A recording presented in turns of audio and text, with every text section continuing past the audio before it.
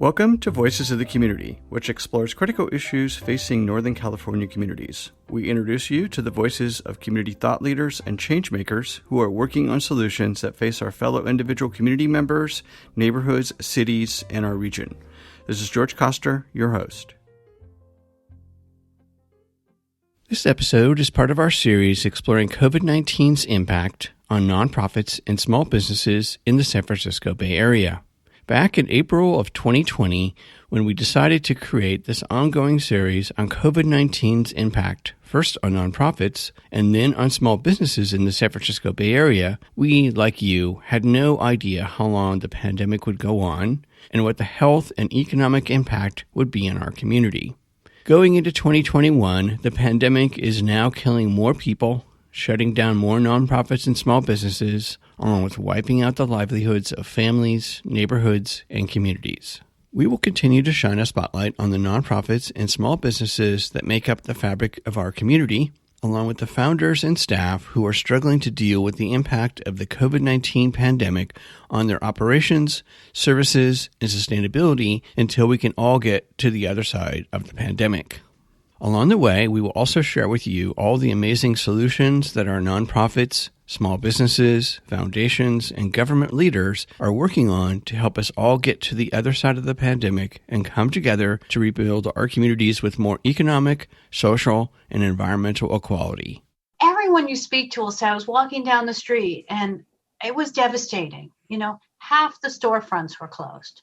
You hear the stories, you know what's happening, and people are appreciating and recognizing the real importance of small businesses and how much they are part of the social fabric of our communities. This is the Chief Executive Officer, Sharon Miller, and Program Director, Tim Russell of the Renaissance Entrepreneurship Center. Today's episode is part of our efforts to better understand the impact of the COVID-19 pandemic on the small businesses and entrepreneurs that make up the economic fabric of our neighborhoods. We wanted to feature the voices of the Renaissance Entrepreneurship Center, whose 30-year mission is to provide intensive entrepreneurship training, networking, and mentorship to support the launch and growth of women-owned businesses through their U.S. Small Business Administration San Francisco Women's Business Center, and to find out what they're doing to help our entrepreneurs survive the economic meltdown. Let's hear from Sharon and Tim on what they and their regional team at Renaissance are doing to help small business owners survive and thrive during the pandemic. I'm joined remotely via Zoom by Sharon Miller, the Chief Executive Officer, and Tim Russell, the Program Director of Renaissance Entrepreneurship Center. Thanks for being here, Sharon and Tim. Thank you. Thank you for having us. I'd like to start because, once again, Renaissance Entrepreneurship Center is one of those really wonderful services for small businesses and entrepreneurs and anyone who has an idea of starting businesses in the San Francisco Bay Area that a lot of people just don't know about. So I would love to start with having each of you provide the audience an overview of the Renaissance Entrepreneurship Center, its programs both in San Francisco and the East Bay, which I'll have Sharon, you provide, and then Tim, have you provide the Mid-Peninsula and South Bay. So Sharon? Great. So Renaissance is completely dedicated to entrepreneurship, and our focus is helping to provide access to people who don't have traditional access to training, resources, and networks. So that's where we come in. People come to us with great ideas, a ton of passion, and then we provide training, access to capital, access to markets, and access to networks. So the training that we do really focuses on intensive classes that take people from the idea feasibility stage into the business planning stage and further to the growth stage. So we're helping people to first see themselves as entrepreneurs, understand what it takes to be an entrepreneur, start that business, and once they have it, grow the business. So you asked about San Francisco and the East Bay. We do work with people at all levels of business in both locations. In San Francisco, we are the San Francisco U.S. SBA Women's Business Center, so we add further services for women there. Anyone throughout San Francisco or the Bay Area can come and take our classes. We also have a center in Bayview Hunters Point that focuses on that community. And in Oakland, we are working with businesses in, of course, Oakland. Richmond, and East Contra Costa County. Thank you. That was great. And Tim, how does Renaissance Center support entrepreneurs in San Mateo and Santa Clara County? Just basically to piggyback off of what Sharon said, we are an organization that is regional and in the South Bay and then that's serving the San Mateo County and Santa Clara County and small businesses and entrepreneurs. We really are coming alongside of those entrepreneurs and small business owners and helping them turn their passion to profit. And I think that's what we really strive for, is giving them the tools that they need, because we already know that they're gifted. They're gifted at what they do, but they need the support and the technical assistance to be able to really be sustainable. So we really are working with those communities, like Sharon says, that are underserved and underrepresented, by coming in and giving them the tools so that they can launch and grow their business. And again, like I said earlier, turn their passion to profit. Well, and so much of what you do is been in person, especially the really wonderful workshops that you do with entrepreneurs to take an idea all the way through. How has COVID-19 impacted the operation of the Renaissance Entrepreneurship Center's programs? Sharon, I'm going to start with you. Sure. I think like everyone else in the world, we quickly moved and we put all of our programs and services online. And that required us to pivot our curriculum. So what had been delivered in person was delivered by Zoom for the most part. Our staff also reached out to all of our clients by email, by phone, by text, recognizing that we couldn't just do one thing to reach people in need. And we expanded our programming. In addition to our regular classes and workshops on starting a business, growing a business, we offered a whole host of services that were about how to pivot your business, how to move your business online, what other things you can do as a business owner to survive the pandemic. And Tim, how about you with regards to your work with entrepreneurs? I think that the one thing that we, realized during the pandemic was we thrived in being a community and bringing entrepreneurs into a community where they could learn from one another. They could understand best practices from one another. It wasn't just, here's a curriculum, here's the information, go out there and be great. No, we really brought them together and said, let's create this community so that you can continue to thrive even after the workshops. You could work together as small business owners. You can find out different resources from each other. We realized that because we weren't able to come together anymore and had to go online, we had to create that same community, but online. And we were pleasantly surprised that we were able to do it. And that's hats off to our CEO and her vision on how to do it. And also the staff. How can we maintain community, not coming together anymore into a building? And we did it. We grew in our services. We grew in our classes and in our workshops because we were successful at creating community even online. With coming up on 10 months now plus of being in this lovely meltdown situation, and I would consider the meltdown to be both a financial meltdown as well as a health and safety meltdown. And so many of these entrepreneurs are sole proprietors, for example. What are some of the needs that you're seeing out there for these small, some of them micro enterprises, some mid-scale businesses? And I'm going to turn back to you, Tim, to answer this question and then go to Sharon. But what are you seeing as some of the biggest needs? Is it financing? Is it mentorship?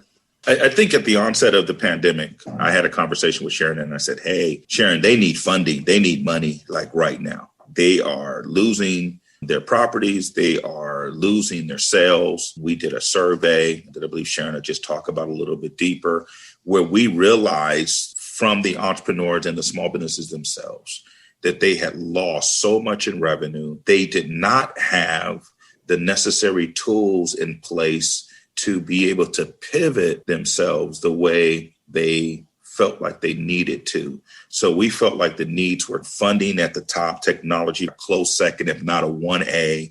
And then just that technical assistance. I think a lot of the entrepreneurs just needed that constant reminder and encouragement that you can make it, you can make it, you can make it. So we became not only small business support staff for them, but we almost became therapists, business therapists to let them know you can make it. Okay, just breathe, because you're going to make it. And you know what? It worked. And small businesses were able to show resiliency because of realizing that they were stronger than they thought. Sharon, same question, and I would love to find out from you some of the output from your survey of small businesses. Sure. We knew quickly that everyone was in crisis. And, way back in March, no one thought we would be here at this time. I remember having conversations and thinking like, oh, we're going to be back at work in May. Well, May when is now the question. So we decided to conduct a survey to find out what was going on with our clients and really hoping that maybe someone would give us an idea that we hadn't thought of. But what we found was, unfortunately not surprising that people did not have financial reserves. It's not unusual for a small business to put one foot in front of the next and not necessarily have enough money put away for a crisis. We found, as Tim said, they needed cash. They still had bills. They were deeply committed to their employees and wanted to support them. And they couldn't necessarily figure out what they needed initially to say, I have a service business. I do puppet shows. That's what I do. People come and see my puppet shows, and then they come and they make puppets because they see how fun they are. Well, how can we help you to pivot that idea and say, let's see if we can figure out puppet making kits, online puppet shows. But you often need to talk that through to someone because you've had your vision for your business very clearly structured. We also found that the digital divide is huge, that 40% of our clients were using cell phones for all of their technology needs. So that just doesn't work. If you need to create a website and you need to do e-commerce and people need to find you, your cell phone is just not enough. We even found that in our classes, you can't do a spreadsheet on your cell phone. So that there was such a disadvantage that people had and they didn't know where to start. So what we did is we looked at ways we could fill those gaps. We were able to get Chromebooks for people who didn't have computers. We were able to help people by building websites for them, teaching social media, teaching them how to do online sales, how to do e-commerce. So those were just big gaping needs that we were able to see and fill. Thank you. That was great. I'm going to stay with you, Sharon, because you've been at the helm of Renaissance Entrepreneurship Center for a while and been through the 2008 Meltdown as well. So over the years that you've been here, both being a business therapist as well as a change maker within the community, what do you feel is some of the biggest impact that the Renaissance Entrepreneurship Center has made on the community of dreamers who want to start a business, to small business folks, especially women entrepreneurs? So I like to call us first responders more than therapists right now. But what we've seen this year, generally, we serve about 1,800 to 2,000 people a year. And the clients we serve are primarily lower income, about 90% lower income, 75% people of color, 75% women. So that's the profile. What we saw in 2020 is that we serve 3,000 people. So we serve 50% more people than ever before. So we know that people need help and they're coming to Renaissance for that help. So I feel like we have been able to be a trusted advisor to small businesses. We are a place that they come to when they need capital. We are helping people to both see that entrepreneurship is a possibility. We create networks for them. And then we provide them with the training and the acumen so that they can be successful and let them know, like, we are here for you throughout the life cycle of your business. So we are that support system that you may not have elsewhere. I like to talk about somebody who just, every time I think of, resiliency and how they were able to pivot their business and how they were able to survive and be a spokesman for us is Goro Mitchell of Mitchell's Chem Dry. He was able to pivot his business and go from, when he started with us, being a carpet cleaning business to pivoting to be a sanitizing business where they were able to go in and do some of the COVID sanitation that was needed for small businesses, homes, churches, and other nonprofits. So he was able to pivot his business, realizing that, you know what, not everybody's looking to get their carpet done right now. They are, some still are, but how else can we grow? And we were able to come in and be that support to him, that back end support to be able to help him pivot. And I like to say this, not just help him pivot, but help market it. So I think that one of the things that we don't get enough credit probably or we don't talk about enough, we'll say, is we become the marketing arm for a lot of small businesses who are still learning how to market. So as Sharon said, we're first responders, but we're also that marketing arm for them as well to say, hey, look over here. This company is great. So I think Goro Mitchell encompasses that whole thing, helping them start, helping them pivot, and then being the marketing arm for him so that he can grow his business, not just in the communities that he lives in, the community that he lives in, which is East Palo Alto, but East Bay called him, South Bay called him, that he was able to grow his business because we were able to be his marketing arm. So from start to finish, and even now, you know, I would say he is probably one that I think of right away that's done a great job of growing, pivoting, and expanding his business. Thank you. It's a wonderful story of seeing the market and then changing to the market. And with first responders and therapists wrapped around him, he's been able to succeed. Exactly. So Sharon, how can folks who are listening to the show help the Renaissance Entrepreneurship Center programs? Both you as a organization, because you have to stay alive yourselves, but also if someone arrives at your website, how can they support some of the small businesses that we've described today? Great. One thing is to please keep supporting small businesses. It's very convenient to shop online, but please do that with small businesses. If there are businesses that you used to support but can't go to right now, you can't get a facial or a massage, like buy gift certificates, do what you can to keep supporting those businesses. If your house cleaners aren't coming to your house, you could still pay them, like that's okay. But however you can look inside and support small businesses is key. As far as Renaissance directly, Tim mentioned some of the marketing. We found that as part of the technology work that we were doing, we're helping people to get online and helping people to have this online presence. And our part of it now is helping people to access customers. So one of the things that we're doing is hosting online marketplaces. We have one coming up on February 25th. It's going to be a showcase of Black-owned businesses. So you can find out information on our website, sign up, and there'll be business presentations along with shopping opportunities. So in that, is it somewhat like crowdfunding where someone who watches a presentation can actually donate or invest in one of the small businesses? Anyone who would like to invest, we would welcome you to do that. But this is really a meet and greet the business owners and buy their products. That's how this particular marketplace is set up. We'll be doing that in February. We will be doing another one in March for Women's History Month. And we're going to keep doing these once a month as a way to increase exposure to our clients, and then hopefully to have opportunities that exposure will just lead to sales directly. We also welcome people who are interested in being mentors to our clients.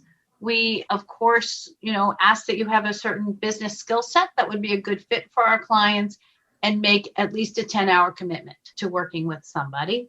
And of course, donating. We're able to do what we do. We are a nonprofit, and we appreciate support that allows us to do more of what we do very well. And do you have any special COVID-19 programs going or any specific programs for the Women's Business Center as an example? Sure. Well, we do have a Women's Leadership Council, and that is a group of women who are business owners, corporate executives, retired people, just a whole range of women who get involved specifically to support Renaissance and our women's program. So they provide leadership, they help us to raise funds, and they also participate as business advisors. So that's one program. And I would say right now, everything we're doing is a COVID-19 program because we're doing it on these online formats and we're constantly revising our curriculum. We learned how to do what we do in person really well. And as Tim was talking about earlier, so much of our work is building networks, building confidence. It's so much harder to do that online. And we also just started doing it immediately online. So we're refining and revisiting our programs to make sure that all of our training is helping people throughout COVID, but to be able to thrive beyond COVID as well. Back to mentors for a moment in financing. If someone out there who's listening to this has a specialty in doing things like SBA applications or, working with PPP programs, is that something that you guys are looking for to help your entrepreneurs as they go through the gauntlet, if you will, of SBA and government financing? Yes, it's hugely helpful because it's hard to fill out some of these forms, and even some of these grant programs are hard to access. They require a lot of documentation, and we can very much use help in that area. And if I could add to that, the reason why I think that we are trusted advisors and for small business owners is because we don't just get, Uncle Al to come and tell them about business, if I could say it like that. We really get small business experts. We really want people who have failed forward, people who have owned businesses, people who have pivoted to come and mentor and be the small business consultant. So who we put in front of our small business owners are vetted by us. Their resume is looked at and examined, their small business success, and even sometimes their failure and learning from that is looked at, because we want the small businesses to get sound advice and consulting. Thank you. That was a great insight. So I'm going to stay with you, Tim, and ask, these are a final question for each of you. What are some of the good things that you could see coming out of the pandemic and financial meltdown that would help small businesses and entrepreneurs? I think number one, I think small businesses, Sharon may laugh at this, but they got their paperwork together now. Boy, I mean, when they first at the onset of it, they were like, oh, I needed that. Oh, my goodness, I needed that. And to qualify for a lot of the government aid that was out there, they were not ready. They didn't have the necessary paperwork, or maybe they were like, oh, I'll get to that later. Now, I think through our consulting and through our support and through our staff, they have everything that they need. They have all their I's dotted and T's crossed, so that I think that in itself allows them to breathe a little bit easier. We're still in the midst of the pandemic, but I think that as things come up, grants and loans and possibilities, they feel better about qualifying and being ready to seize the opportunity, because we've helped them understand how to get the necessary documentation to show that they are legitimate, they're sustainable, and they're ready for some financial support. And Sharon, same question. So yes, in addition to what Tim said, I think that one of the things that has happened is that the pandemic has really highlighted small businesses and how integral they are to our lives and to our communities. So, everyone you speak to will say, I was walking down the street and it was devastating. Half the storefronts were closed. You hear the stories, you know what's happening, and people are appreciating and recognizing the real importance of small businesses and how much they are part of the social fabric of our communities. So I hope that will be one of the really important aspects that comes out of this, that, you got to support your small businesses or they won't be there. And if they're not there, our whole lives are really going to be lesser because of that. So that is my hope of a positive that will come out of it. I think that another thing that is coming out of it, in addition to what Tim is saying about businesses just improving their operations when they see there are opportunities and they can go for those opportunities, but really dealing with technology. We were doing a training program in public housing and we were stopped because there was insufficient internet access. So fortunately, we were working with the city of San Francisco, and they were able to correct that situation. But everyone should have internet access. That's just appalling right now. So what we're seeing is that people are really increasing their technological savvy, and they're possibly people who maybe would not have done that before. But once they are making those improvements, they can promote their businesses so much wider and have greater opportunity. And George, if I could add to that, I think more businesses now, because of the pandemic, have websites that have e-commerce on it. They realize that I can no longer just be a business that people walk in and shop. I have to be able to have a strong online presence. And so more businesses allowed us to help them build a website. We had website builders come in and do it for them.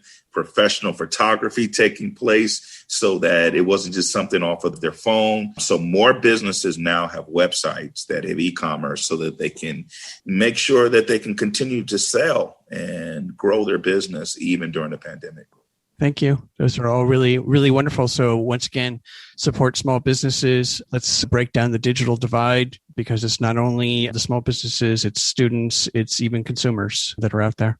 So I want to thank Sharon and Tim for sharing their team's work with the entrepreneurs and small businesses around the San Francisco Bay Area. We'll make sure that viewers have your contact information, website, and social media so they can follow and get engaged with the Renaissance Entrepreneurship Center programs and your entrepreneurs.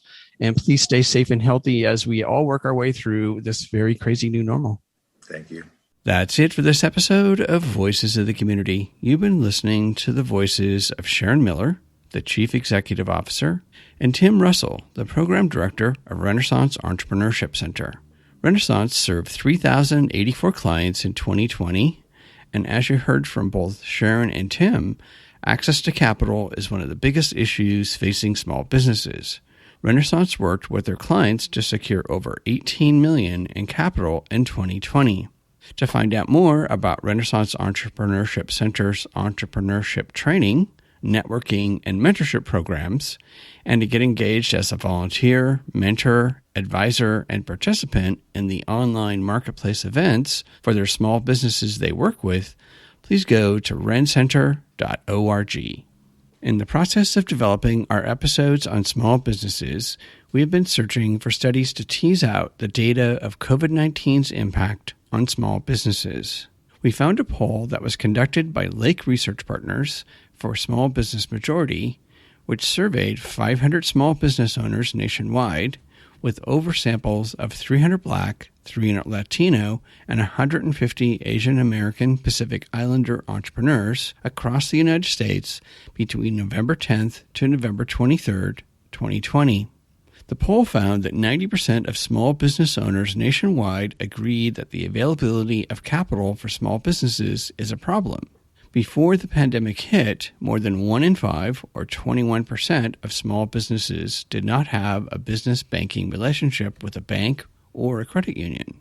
Small business owners of color were also much less likely to have a business banking relationship pre-pandemic. 31% of Black, 28% of Asian American Pacific Islanders, and 26% of Latino business owners lacked business banking.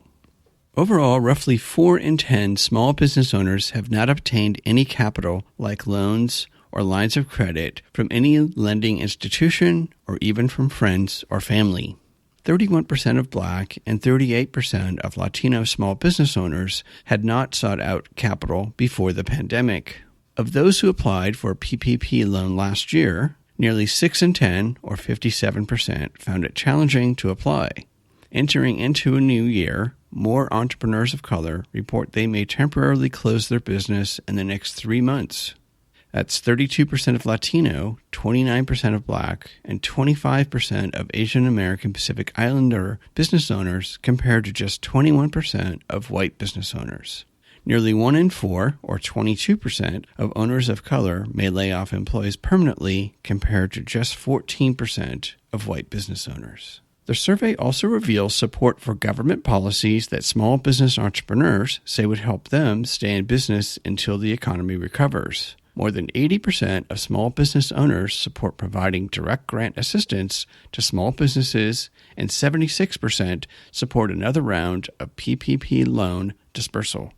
As Sharon mentioned, Renaissance has been working closely with women-owned small businesses over these past 3 decades, and we wanted to find out how access to capital and financial education has impacted their businesses. Here are some key findings from the National Women's Business Council Let's Talk Business Conference in February 2020, just as COVID-19 was hitting the economy.